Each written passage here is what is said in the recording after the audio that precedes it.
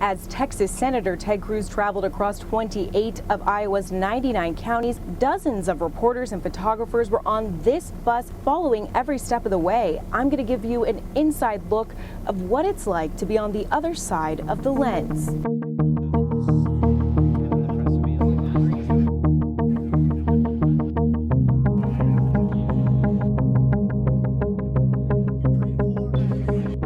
Those in the media called this bus our home, covering over 1,000 miles in about a week across snowy northwestern Iowa. From Boone to Waverly, each of the 28 stops represents a different Iowa county.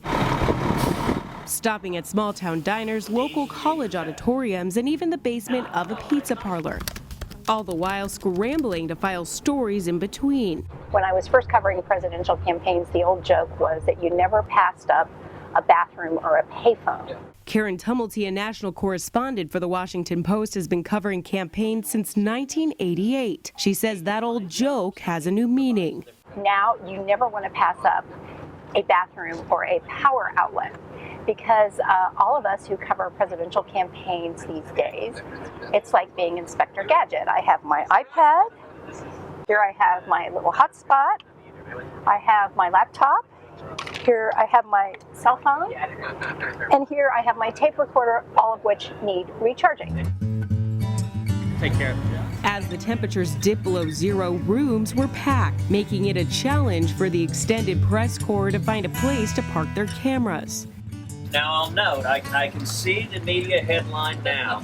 Republicans sell cigarettes in Iowa. Occasionally stuffing themselves behind checkout counters in bars. It is particularly amusing seeing all of our friends from the press behind the bar. Well, the reality is that what you're hearing from the candidate is often very often the least interesting part of the day. And this old West Texas farmer, he leaned back, said, "Wanna bet?" And this old West Texas farmer, he leaned back, said, "Wanna bet? Wanna bet?" It can maybe get a little repetitious if you're listening to it all day, but this you have to keep reminding yourself, it's the first time the voters have heard this. So increasingly, what these events give you is an opportunity to hear what's on the voters' mind. In the almost 3 years I've been driving, this is the first time I've had a busload of media. Bus driver Jeff Parris says one thing he's learned about media, the job isn't glamorous. It's been interesting watching you and your fellow media as you load your gear on and off the bus, try to get set up in time to be able to get the interviews and the video footage and still photos that you need.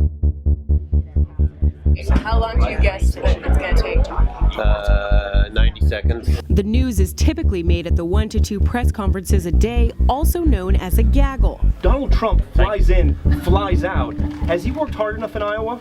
Where the candidate will take a limited number of questions from reporters. You ask the question, I'm going to give the answer. We're not going to engage in a debate. And sometimes it gets messy.